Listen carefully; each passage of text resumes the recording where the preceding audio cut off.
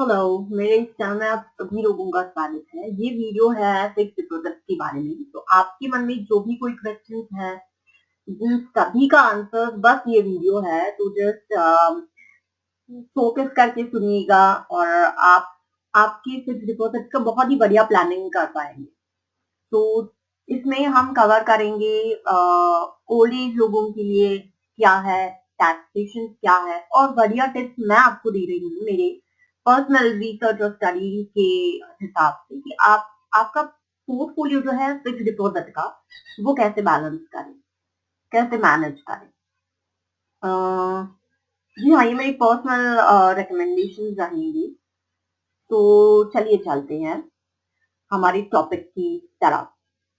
तो fix deposit जो है, पहले तो इसका जो सेफ्टी पॉइंट व्यू है, एब्सोल्युटली नो रिस्क।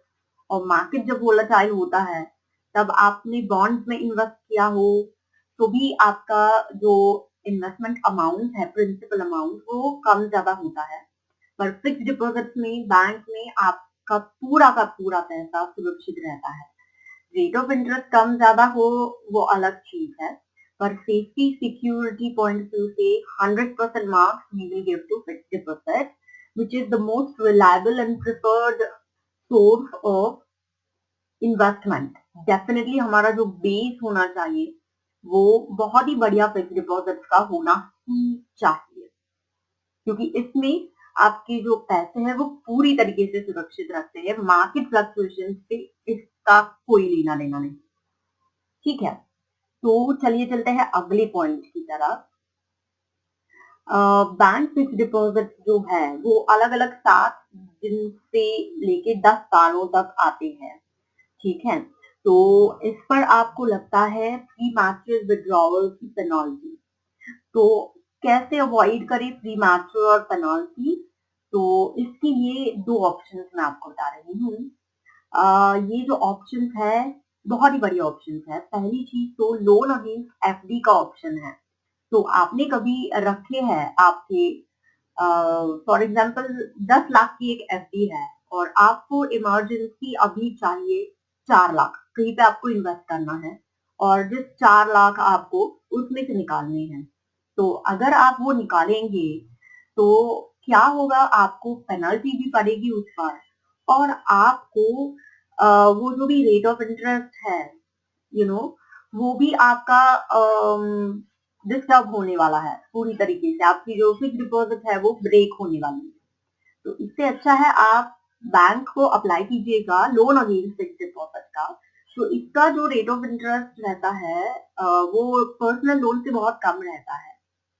और यूजुअली क्या होता है कि बैंक आपको जो रेट ऑफ इंटरेस्ट दे रही है आपके फिक्स डिपॉजिट से, तो बैंक उसी में से थोड़ा सा काट लेती है। तो आपको कोई भी ज्यादा परेशानी की, you know, there's nothing to worry about. मुझे एक वर्ड नहीं मिल रहा था। एनीवे, तो this is the best way. और मैं आपको बता रही थी अनदर वे कि आप फिक्स डिपॉजिट को अगर आपको ब्रेक नहीं करना है तो आप क्या करें। बहुत से जो बैंक है वो स्विच इन अकाउंट ऑफर करते हैं। इसका ये मतलब है कि सेविंग्स अकाउंट जो रहता है आपका, उसमें जो भी रकम आप रख रहे हैं वो जितना रकम मिनिमम बैलेंस या समथिंग रिक्वायरमेंट है उससे ज्यादा जब हो जाती है तो ऑटोमेटिकली वो फिक्स डिपॉजिट में कन्वर्ट हो जाती है। तो इसमें क्या होता है कि अ, आपको जो सेविंग्स अकाउंट आपने खोला है उसमें ही आपको इंटरेस्ट मिलता है फिक्स डिपॉजिट का। बट एक इसमें चीज ध्यान देने वाली ये है कि अगर आपने सेविंग्स अकाउंट खोला है किसी बढ़िया बैंक में और फिक्स डिपॉजिट की रेट ऑफ इंटरेस्ट जो है वो कॉर्पोरेट बैंक से, मतलब जो छोटे मोटे बैंक जो रहते हैं, हम उन्हें नेशनलाइज बैंक नहीं कहते बट कुछ अलग सहकारी बैंक जिन्हें हम बोलते हैं, वो बहुत ही रिलायबल भी रहते हैं। Cooperative bank, yes, English word for that है। तो वो बहुत रिलायबल रहते हैं। बहुत सालों से वो जो बैंक है वो काम कर रहे हैं, बहुत ही ट्रस्टवर्दी है। और वो यूजुअली ना नेशनलाइज्ड बैंक से ज्यादा रेट ऑफ इंटरेस्ट ऑफर करते हैं।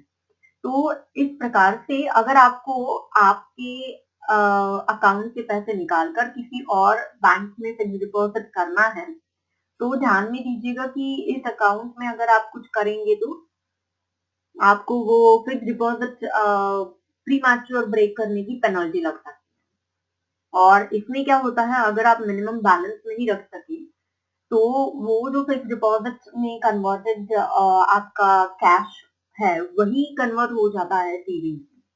तो उस हिसाब से ये एक बहुत ही बढ़िया चीज है। अगर मैंने जो हिडन क्लॉज आपको बताया वो आप ध्यान दे तो अगर आप वो रकम वो जो फिक्स डिपॉजिट में कन्वर्ट हो चुकी है वो आप खुद जाकर निकालने की कोशिश करें, तो ध्यान दीजिएगा, चेक कर लीजिएगा कि वहां पे प्री मैच्योर विड्रॉल की पेनल्टी ना लगे आपको।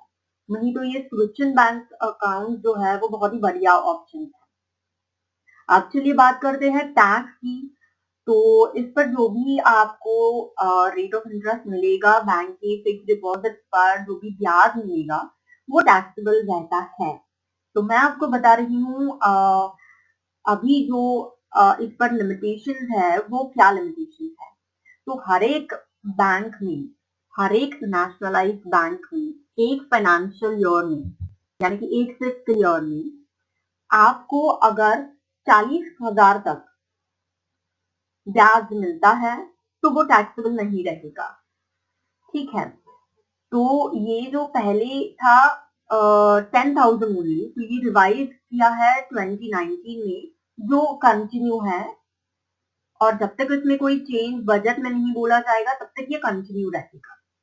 तो आपको क्या करना है कि आपका जो भी फिक्स डिपॉजिट का पोर्टफोलियो है, तो आप ऐसे बैंक चुनिए जो रिलायबल है, ट्रस्टवर्दी है। नेशनलाइज्ड बैंक भी लीजिएगा, कोऑपरेटिव बैंक भी लीजिएगा, और जो भी आपका मन करे, जो ट्रस्टवर्दी है आपके लिए। और आपके जो फिक्स डिपॉजिट है वो इस प्रकार से रखिए, जो रकम आप रखेंगे वो इस प्रकार से रखिए कि उसमें एक फाइनेंशियल ईयर में जितना ब्याज होगा वो 40,000 रुपीज तक ही होगा। तो इसका मतलब क्या है कि आपको सीडीएस कटेगा ही नहीं। तो ये एक चीज माय पर्सनल रिकमेंडेशन आप जरूर कर सकते हैं। मेरे चैनल के व्यूवर्स के लिए मैं ये जरूर कहूंगी। और क्या होगा अगर आपका जो रेट ऑफ इंटरेस्ट है वो कैलकुलेट करके 40,000 से ज्यादा अगर आपकी रकम हो जाती है, तो पहली चीज, अगर आप सीनियर सिटीजन है तो ये जो लिमिटेशन है ये 50,000 रुपीज है। और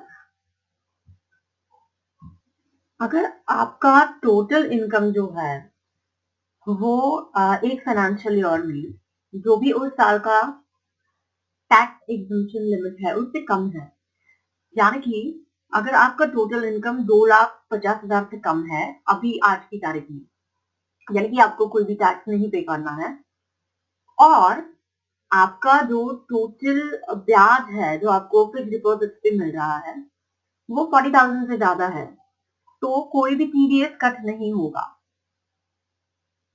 ओके, यानी कि अगर आपका टोटल इनकम जो है वो टैक्सेबल नहीं होता, सब कुछ मिला के बैंक का रेट ऑफ इंटरेस्ट भी उसमें ऐड कर दीजिए, टोटल इनकम जो आपने अर्न किया वो भी ऐड कर दीजिए। कोई हाउस वाइफ है फॉर एग्जाम्पल और उनकी ज्यादा कमाई है नहीं, तो उनके जो फिक्स डिपॉजिट है वो अगर 40,000 से ज्यादा इंटरेस्ट भी लेते हैं बैंक से तो उनपे कोई भी टैक्स नहीं कटेगा। तो आप जब आपके फिक्स डिपॉजिट रखेंगे तो इस प्रकार से, और किसके नाम पे करने हैं वगैरह फैमिली मेंबर में, वो आप जरूर देख लीजिएगा। अगर आप किसी और के नाम पे रख रहे हैं, आपकी वाइफ या आपके हस्बैंड छोड़कर, तो फाइनेंशियल मैटर्स में ऐसे नहीं करना चाहिए, क्योंकि बाद में पैसे जो है वो रिश्तेदारी में बीच में आ जाते हैं। तो थोड़ा सा सीरियस कटा भी तो कोई फर्क नहीं पड़ता, और फिर भी आपको बचाना है तो मैं अगली चीज आपको बता रही हूँ। तो यूजुअली आप किसी और के नाम पे कुछ रखने का सोचिए मत, मतलब फैमिली का जो एटमॉस्फेयर है वो अच्छा रखने दीजिए, और पैसा जो है वो उससे सेपरेट रखिए तो ही अलग होगा। This is not my personal suggestion. तो आपको फिलअप करने होंगे फॉर्म, ठीक है।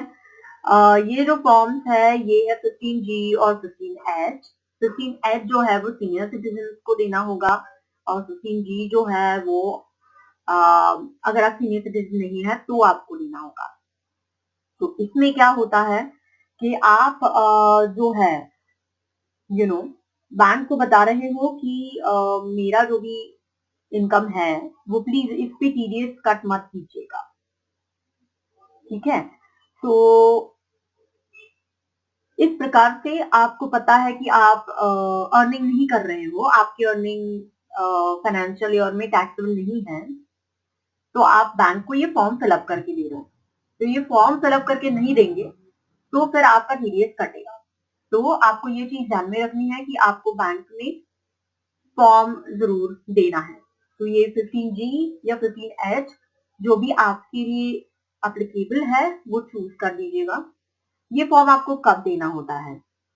तो ये जो फॉर्म है ये ऑलमोस्ट मार्च एंड जब होता है, एक फाइनेंशियल ईयर का पूरा काम जब खत्म होता है और दूसरा फाइनेंशियल ईयर शुरू होता है, तब अप्रोक्सीमेटली 15 अप्रैल जो डेट रहती है उस टाइम पे बैंक में ये फॉर्म आ चुके होते हैं, ठीक है। तो उस हिसाब से आप बैंक में जाइएगा और फॉर्म भरकर आ जाइएगा, ठीक है। अब बात करते हैं और एक फिक्स डिपॉजिट पे जो टैक्स है वो सेव करने की एक ऑप्शन के बारे में।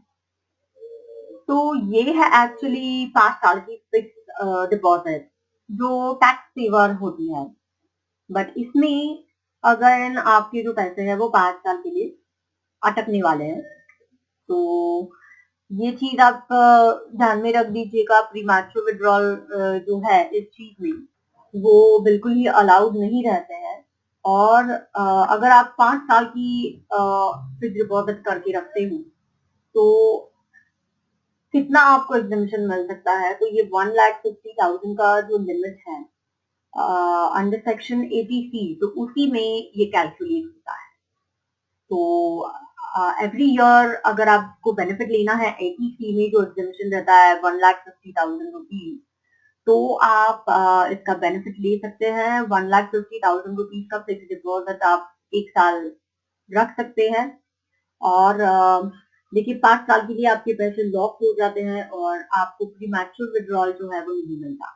और एक नई चीज जो है जो अभी इस साल 2021 में डिक्लेयर की है कि senior citizens above the age of 75 years will not be necessarily submitting their income tax returns if they receive only the pension and the fixed deposit interest.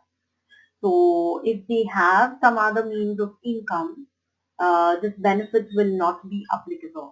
यानी कि if you are 75 years old but you have other sources of income, then आपका जो bank का fix deposit का interest है, आपकी जो pension है, ये दोनों सोर्सेस छोड़ के आपको कहीं और से भी इनकम आता है।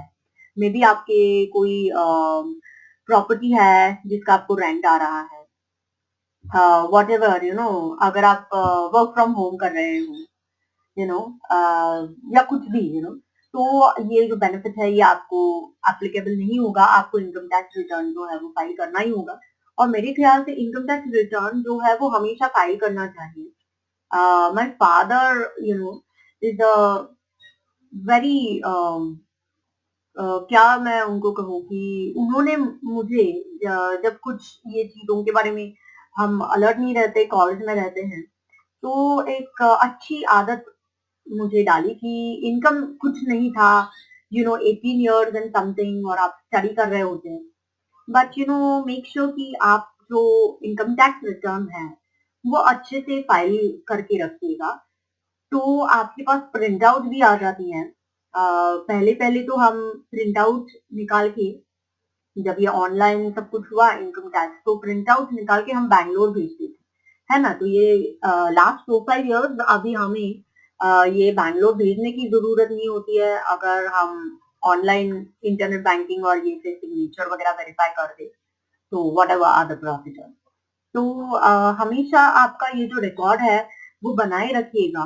तो इन फ्यूचर अगर आपको बैंक से लोन लेना है या कुछ भी लो, तो ये जो आपका रिकॉर्ड रहता है पूरा इनकम टैक्स रिटर्न्स का, तो ये आपके लिए बहुत ही यूजफुल साबित होता है। तो ये आपका भले ही नहीं है इनकम टैक्सेबल, कोई फर्क नहीं पड़ता, फिर भी आप जरूर फाइल कीजिएगा इनकम टैक्स रिटर्न। और एक अच्छे नागरिक होने की भी ये एक साइन है कि how much you are dutiful towards your country, तो अगर सभी ऐसे करेंगे तो it would be very nice for everybody, अच्छी आदतें जरूर डालनी चाहिए। तो मेरे ख्याल से ये सभी चीजें मैंने बता दी। और पोर्टफोलियो सेग्रीगेशन का ऐसा है कि अगर मेरे पास 2 लाख रुपए लिक्विड है, और मैं वेट कर रही हूँ मुझे कोई शेयर में कोई इन्वेस्ट करना है, तो देखते हैं मार्च में इसका बोनस आता है क्या, उस टाइम पे ले लूंगी। या मे बी कोई अच्छे ऑफर आते हैं क्या बैंक के, वो देखते हैं। तो उस टाइम तक जो पैसे मुझे लगते नहीं है वो मेरे सेविंग्स में है, तो सेविंग्स पे रेट ऑफ इंटरेस्ट कम रहता है। तो ये बहुत ही इंटरनेट बैंकिंग की वजह से इजी है कि हम ऑनलाइन भी 1 महीने के लिए 2 महीने के लिए फिक्स डिपॉजिट में रख सकते हैं। तो ये एक चीज हो गई बहुत ही शॉर्ट टर्म फिक्स डिपॉजिट की। तो उसके बाद वो लिक्विफाई होके आपकी सेविंग्स अकाउंट में आ जाएंगे। दूसरी चीज ऐसी है कि आप अगर 1 साल की फिक्स डिपॉजिट रखते हैं, तो वो 1 साल के बाद आपको रिन्यू करनी होगी, मतलब ऑटो रिन्यू बैंक में हो जाएगी, बट रिन्यू होते टाइम पे उसका जो भी रेट ऑफ इंटरेस्ट रहता है, तो वही आपको अप्लीकेबल रहेगा, है ना। तो रेट ऑफ इंटरेस्ट जो है वो तो कम होते जा रहा है। और आपने देखा होगा कि हमने अभी लास्ट 4-5 ईयर्स में 10-12% से लेके 8.5 और 8.5 से अभी 7.5, 7.5 से भी नीचे 5% तक फिक्स डिपॉजिट के जो रेट्स है वो आए हैं। ऐसे नहीं, ये हिस्टोरिकल कोई डेटा है, ये 5-7 साल में इतना सब कुछ चेंज हो गया। तो अगर आप 5 साल के फिक्स डिपॉजिट रखते हो, भले ही आपको इनकम टैक्स बेनिफिट ना भी मिले, तो एक फायदा ऐसे रहता है कि 5 साल तक आपको 8.5% या आज की तारीख में जो भी है, अगर आपने उस टाइम पे रखा होगा 11% से, तो 5 साल तक आपको 11% रेट ऑफ इंटरेस्ट पे उस अमाउंट पे पैसे मिलते रहेंगे। तो ये कितनी बढ़िया चीज है ना, कि 11% आपको 5 साल, और वो भी क्यूमुलेटिव जो मिलता है आपको हमेशा। ये भी चीज बोलना मेरे लिए बहुत ही जरूरी है इस वीडियो में कि जब आप रेट ऑफ इंटरेस्ट सिलेक्ट करते हैं, तो वो हमेशा क्यूमुलेटिव आपको लेना चाहिए और वो एन्युअली लेना चाहिए। तो इसकी वजह से आपको ज्यादा से ज्यादा इंटरेस्ट मिलता है, तो ब्याज पे ब्याज, ब्याज पे ब्याज, ऐसे वो जो रकम है वो बढ़ती जाती है। ये भी चीजें बहुत से लोगों को पता ही नहीं रहता। तो वो उनको ऐसा लगता है कि फिक्स इनकम है तो हर महीने मुझे मिलना चाहिए, या मैं हर 6 महीने मुझे मिलना चाहिए। तो अगर आप एन्युअली और क्यूमुलेटिव सिलेक्ट करते हैं तो बहुत ही बढ़िया रकम आपको मिलती है। जहाँ पे वो बोलते हैं कि 7% रेट ऑफ इंटरेस्ट है, तो वो एनुअल क्यूमुलेटिव काउंट करके 8.5 से 9% तक आपको अच्छे रिटर्न दे देता है। तो 1 साल की फिक्स डिपॉजिट जरूर रख दीजिएगा, क्योंकि हमें लिक्विडिटी भी चाहिए होती है। कुछ चीजें अगर आपको लगता है कि I need more liquid money, तो 1 साल के लिए रख दीजिएगा। छोटे कोई चीजें हैं कि इमीडिएटली आपको नहीं चाहिए, बट 1 महीने के लिए आप रख दीजिएगा, क्योंकि सेविंग्स में बहुत लिक्विड रखना इज एक्चुअली सेंसलेस थिंग, क्योंकि उस पे तो आपको रेट ऑफ इंटरेस्ट मिलेगा नहीं ज्यादा, और आप इमीडिएटली उसे यूज नहीं करने वाले। In that case go for 1 month 2 month fix deposit. और अगर आपको रेट ऑफ इंटरेस्ट का बेनिफिट लेना है, ये चीज समझ लीजिएगा। I am not talking about income tax, rate of interest जो है उसका अगर आपको बेनिफिट लेना है, तो आप 3 साल के फिक्स डिपॉजिट पे जाइएगा, तो आप 5 साल के फिक्स डिपॉजिट पे जाइएगा, है ना। तो वो क्यूमुलेटिव करके बहुत ही बढ़िया रिटर्न आपको देगा। मतलब जिन लोगों ने 5 साल के फिक्स डिपॉजिट रखे 11 या 12% से, वो लोग बहुत ही लकी है आज की तारीख में ऐसा मैं जरूर कहूंगी। This is excellent way of getting return और एब्सोल्यूट सेफ्टी, उनके जो प्रिंसिपल अमाउंट है वो कहीं पे भी अफेक्टेड ही नहीं है। और म्यूचुअल फंड में रखने से भी एक चीज समझ लीजिएगा कि म्यूचुअल फंड के जो पैसे हैं वो भी कम होते हैं। मार्केट की वोलेटिलिटी जो है वो इससे जरूर अफेक्ट करती है। तो मार्केट वोलेटिलिटी से अलग पूरी तरीके से सेफ सिक्योर जो है वो फिक्स डिपॉजिट है। और ये हमेशा ही बहुत ही अट्रैक्टिव इन्वेस्टमेंट का ऑप्शन रहा है, रहेगा। रेट ऑफ इंटरेस्ट कम ज्यादा हो कोई फर्क नहीं पड़ता, but this is the most secure and most preferred and will always be preferred. तो मेरी आशा है मैंने बहुत इंफॉर्मेशन आपको दे दी है और बहुत डिटेल में दे दी है, कोई भी पॉइंट मिस नहीं हुआ है। और अगर आप बहुत अच्छे से फिक्स डिपॉजिट्स का पोर्टफोलियो बनाएं, short term, long term, you know, for getting benefit of tax, for getting benefit of rate of interest, तो आपको शेयर या ऐसे कुछ नहीं भी इन्वेस्ट किया तो बहुत बढ़िया रिटर्न आपको मिलेंगे आपके एग्जिस्टिंग फिक्स डिपॉजिट पे। तो जरूर आपका पीपीएफ जो है वो 15 साल तक पैसे अटक के लेता है, बट ये जो है फिक्स डिपॉजिट ये आप खुद चूज कर सकते हैं। और अगर आपने अच्छा पोर्टफोलियो बनाया, मेरे सभी पॉइंट्स कंसिडर करके, तो आप खुद बहुत अच्छे रिटर्न ले सकते हैं, डेफिनेटली ले सकते हैं। तो मेरी आशा है ये वीडियो आपको जरूर हेल्पफुल रहेगा। और मुझे बहुत अच्छा लग रहा है, इसके लिए मैं जो भी रिसर्च कर रही हूँ।